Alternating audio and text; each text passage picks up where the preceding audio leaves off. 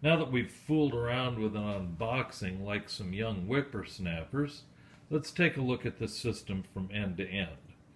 So I've connected everything up. Here's the camera, the wire coming out of it.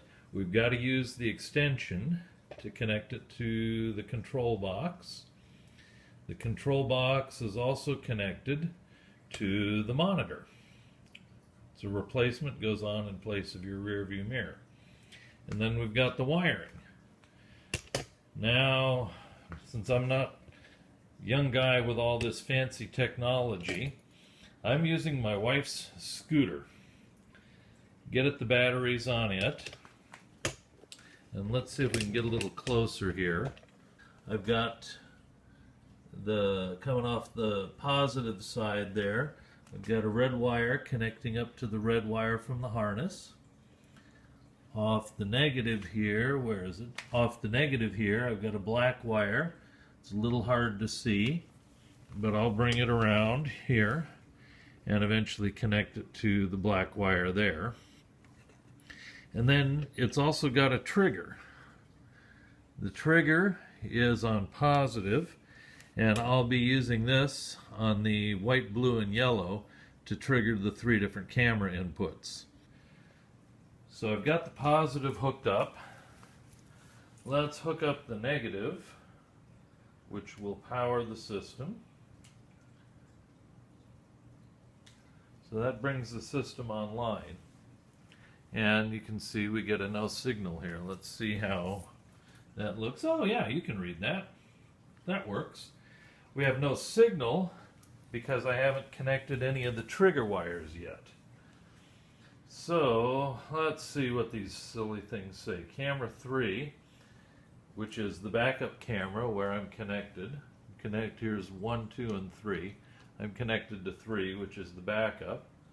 So when I power this, ta-da, it switches to camera 3 and gives me the backup grid lines. I can optionally take those off, and over here there's my hand. You got a nice view of our living room ceiling, since where else would you work but the living room? Now when you take this off, it goes back. You can see here it's on AV1, so that's the input number 1. If I were to switch this to 3, I'd have 3 all the time.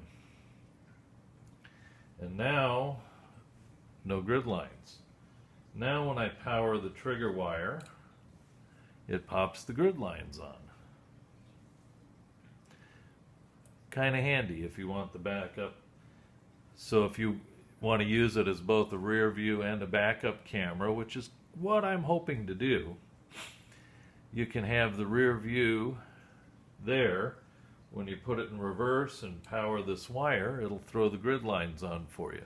Could be very handy. I'd hate to see those all the time. We'll just have to see how it looks when I get it installed.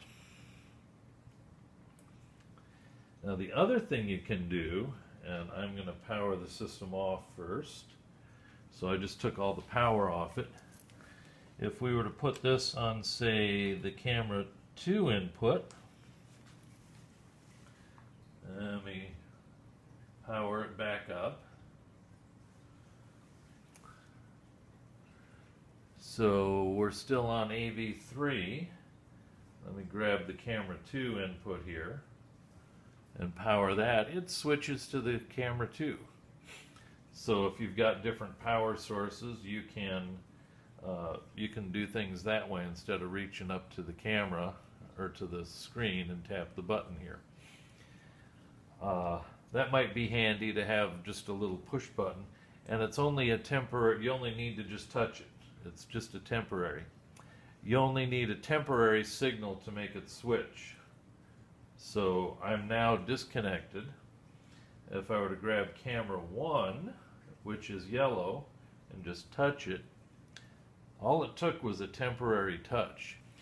So if you wanted, you could just mount a couple of push to close switches, push them in, and they connect, let them go, and they disconnect, to quickly just tap onto 1 or onto 2. And the other thing is if you decide to continuously power it, I've got 2 now clipped in here. If I tap number 3, which would come on, typically you'd connect it to the backup lights. If I attach number 3, it switches to camera 3. When I let go, it goes back to camera 2. That could be handy if you want one camera as a rear view camera looking back at traffic, and then a second one here to be just a backup camera that would give you a view more down, probably get your bumper and back a little bit, so you'd have a better review for when you're backing up. So one other thing you could do with a third camera is if you're driving a big vehicle like I am in a Sprinter, you could mount a camera on the front and have a good view while you're parking in the front to watch the front clearances, because that gets a little big when you're moving around in a tight spot. Might be nice.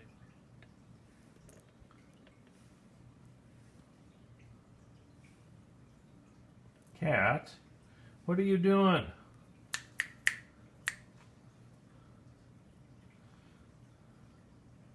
Out of my picture.